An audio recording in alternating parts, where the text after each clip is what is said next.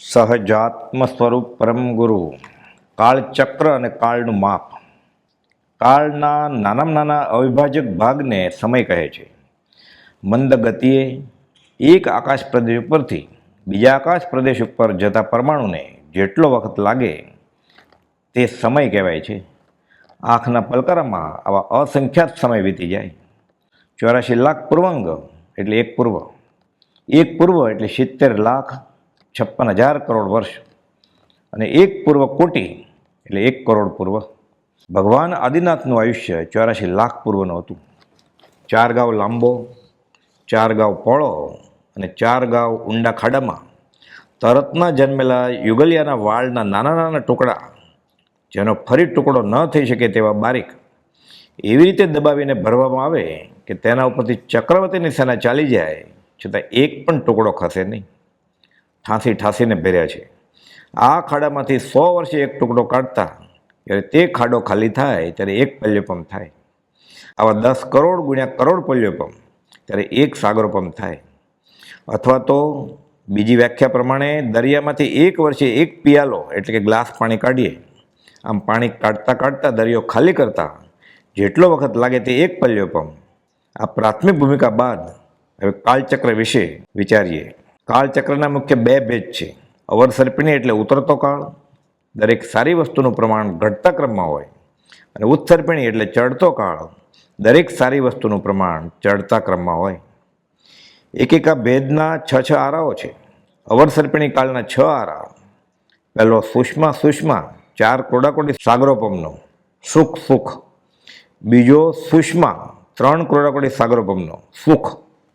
ત્રીજો સુષ્મા દુષ્મા 2 ક્રોડાકોડી સાગરોપમનો સુખ અને દુઃખ.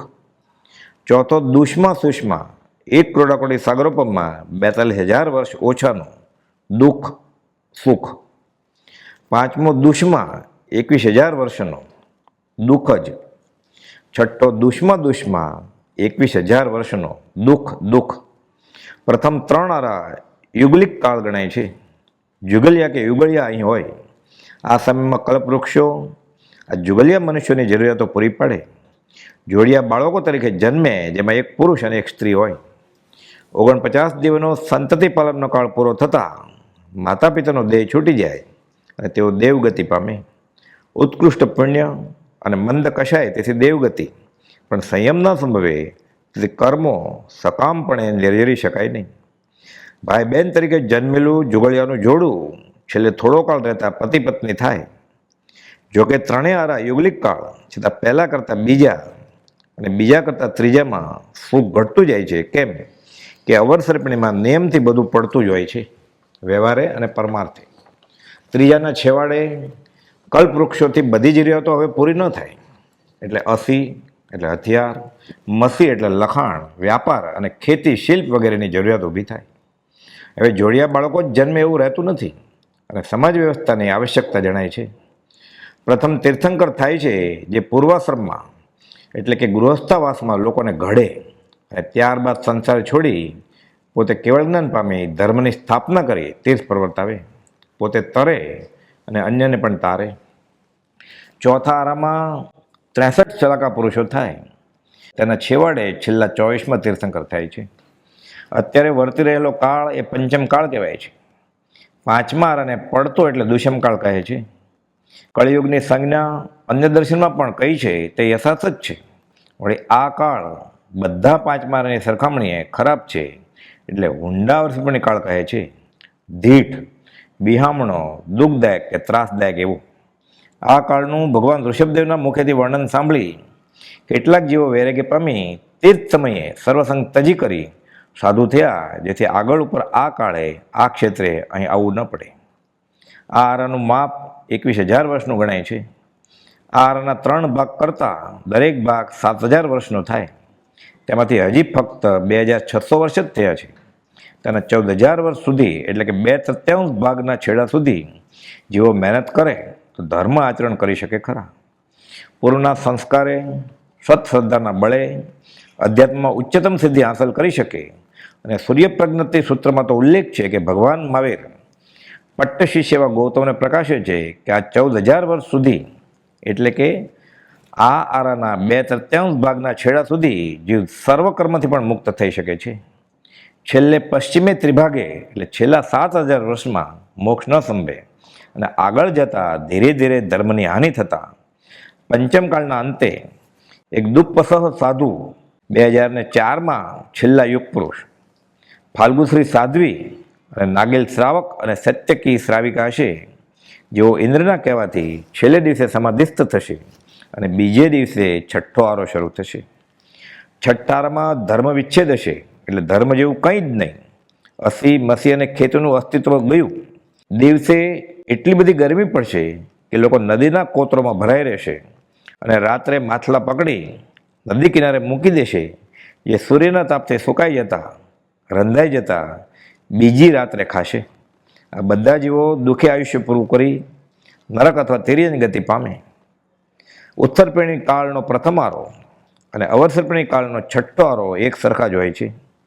આ ઉત્તરપેણી કાળમાં સારી વસ્તુનું પ્રમાણ ચડતા ક્રમમાં હોય છે. વ્યવહારે અને પરમાર્થે 10 કરોડાકોટી સાગરોપમનો એક અવસરપેણી અને 10 કરોડાકોટી સાગરોપમનો એક ઉત્તરપેણી કાળ બંને મળી 20 કરોડાકોટી સાગરોપમનું એક કાળચક્ર થાય.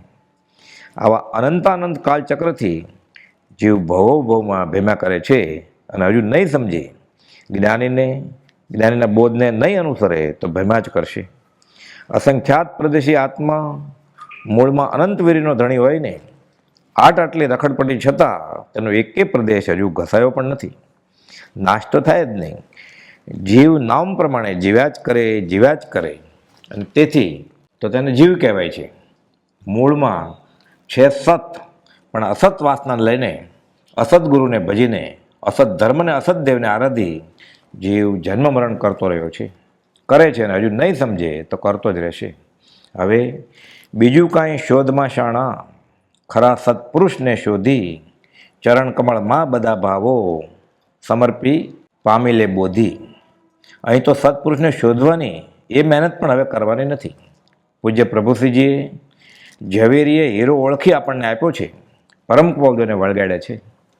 પોતે પરિપૂર્ણ લાયકાત ધરાવતા છતાં અને દેવા માતા એટલે કે પરમ કૌદોના માતુશ્રીને પણ શ્રાવકના વ્રતોની આજ્ઞા આપે છે.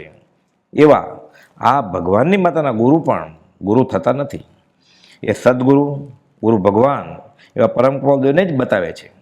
આ મતલબનું સાંગોપાંગ અનુકરણ ધર્મની સોંપણીનું જાહેરમાં વિધાન જેને ઉલ્લેખીને પૂજ્ય પ્રભુશ્રીજીએ સંકેતની છાપ સાથે કરેલ એવા નૈષ્ટિક બ્રહ્મચર્યના ધારક પૂજ્ય શ્રી બ્રહ્મચર્યજીએ પણ અંતિમ સમય સુધી કર્યું અને પરમ કૌદેવે પ્રકાશેલ મૂળ માર્ગની મશાલ ઝળકતી રાખી. જે કોઈ જીવને તિમિર અંધકારથી નીકળવું હશે તેના માટે એ જ્યોત દીવાદાંડી રૂપ છે અને પંચમકાળના છેલ્લા સમય સુધી રહેશે. જીવ આશ્રય અને શરણ અંગીકાર કરશે તો તે ભવે કે ભાવિવા થોડા કાળે સ્વસ્વરૂપમાં સ્થિતિ કરશે. એટલે કે પૂજ્ય બ્રહ્મચારીજી સમજ આપે છે કે મોક્ષને પામશે. સત્પુરુષનું યોગ બળ જગતનું કલ્યાણ કરો. સહજાત્મ સ્વરૂપ પરમ ગુરુ.